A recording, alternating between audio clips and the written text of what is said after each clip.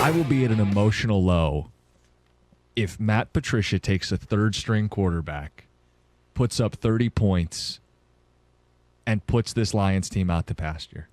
Because he was not a good coach in Detroit. No. And if he gets the last laugh 2 years later because we still can't play a lick of defense. Jelani Tavai has a pick six. Right.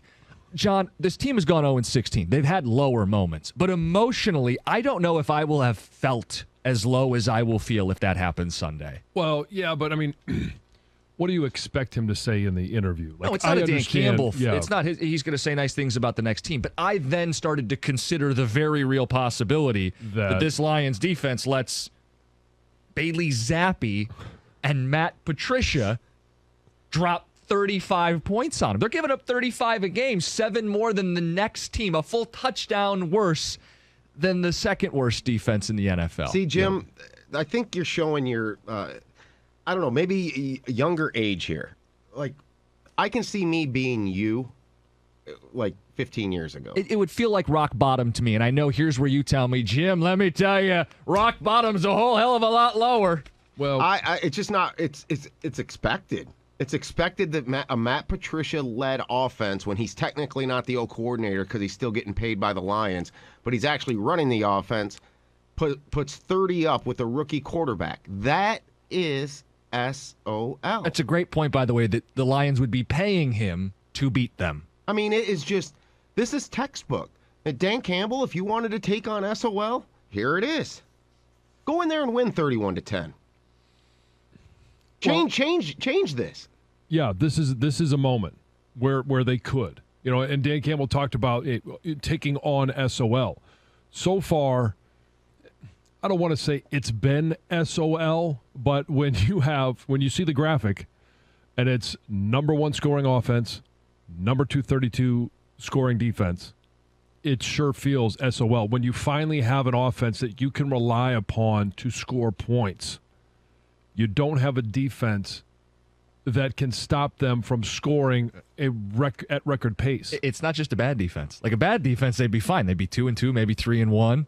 Jim, do you know maybe more? Did you know, Jim, that the Lions are on pace for the second most points ever in NFL history in a season? That's how good their offense has been. And second greatest show on turf. And they're giving up the most points in the history of the NFL. So the guy that gave. Let's just put all this together in SOL terms. So we've already hit on Patricia, former coach. Now he's getting paid and all that, blah, blah, blah. Then you have Matt Patricia, who allegedly gave the textbook way to start slowing down the Rams with Jared Goff. Mm-hmm. And then you had a Bill Belichick defense stifle Jared Goff in the Super Bowl. That the genius holds the offense down while like a 38-10 Patriots. I'm not emotionally ready for it. You can't handle that? But you guys know, I'm ready for it. I came into this season with the best of intentions, giving them all kinds of credit, maybe more credit than I should have. And I do think they're a better football team this year than last year, but through the first 4 games of the season, I'm looking at a defense every bit as bad as the defense Matt Patricia was responsible for and got fired for. And it's like, boy, you want to talk about rock bottom. I can only speak for myself, but I want to check in with Lions fans because it feels like while Minnesota didn't break your spirit, Seattle might not have broken your spirit. This weekend has, and anybody who's holding out hope, it feels like this weekend is got the chance to break every last one of us. Well, and part of it is because you're going to have 2 weeks to stew on it. It's going to be 2 weeks of talking about this. And it could go either way. It could be 2 weeks of here are the changes that the Lions made, defensively to go out there and, they're never going to be able to do enough because then the narrative is, well, it was Bailey Zappi. It was Matt Patricia, right? It's how could they possibly be? John, I think he's the worst coach in Lions history, Matt Patricia. I do. If he then works the other side of the ball and waxes this team, like, I don't know. How do I function as a fan? Like, this is... Was it, Jim, though, the silver platter is set here for SOL. I don't understand how you can't... No. I think it can happen. What I'm saying is it would be rock bottom emotionally for me as a Lions fan. 0-16, you come to grips with it at some point during the year that you're just the worst football team in the league, right? Last year, as poor of a season as it was, you kind of just emotionally understand, hey, this is a rebuild. It's going to be a reset. I want it to work for Dan Campbell. I do. I want this guy to be successful. To me, it would be this idea like, all right, he's not going to get it done either. Well, I think it's a little bit early to say because I'm not saying it'd be rational. I'm saying how I would feel emotionally if that happens on Sunday. If we're talking about our feelings. That's what this team does. They torture us.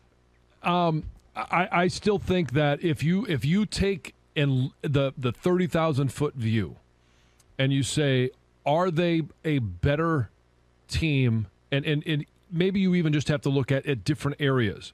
Because when Brad Holmes and Dan Campbell took over this franchise, it was as devoid of talent as you could ever find throughout NFL history in terms of the talent on the roster. Rebuilding that roster in a salary cap era is not an overnight process. So what have they done? They've rebuilt the offense, and they've added a few pieces here and there. They've been patient with some other guys, and it's obviously paying off. Now they have to go, and it's not just drafting guys, because obviously over the last 2 years, they've drafted heavy defense. Those are all first and second year guys. If you are asking a first and second year unit to go out there and be a top 15 defense, I think you're expecting too much. How about not last? Well, I agree with you, not last. But you have to look and say, okay, next year in free agency, they can go out and add some proven talent. Listen, he's not going to get and some leadership. Where's the leadership on this defense? John, Dan Campbell's not going to get fired if they lose this week. I think Aaron Glenn might be time if they lose this week.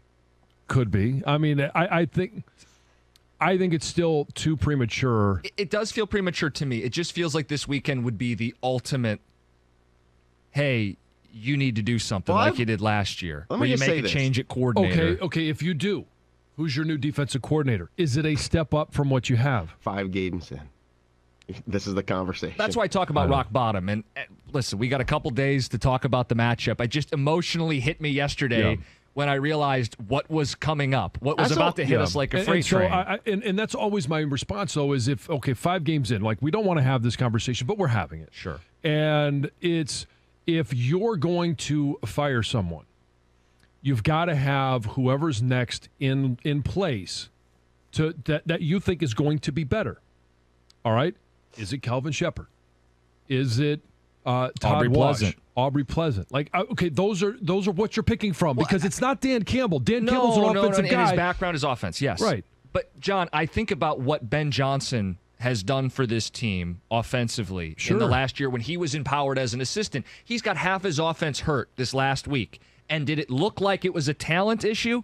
We could have made the excuse they don't have Swift and St. Brown and Chark and Jonah Jackson. And most of us were building that excuse ready to do it. But you know what? Coaching found a way to get their guys to play up. And in terms of talent on defense, no, they don't have a bunch of all-pros. But coaching has to be able to force a punt. Like, coaching is supposed to help out a young group in a way that it hasn't so far.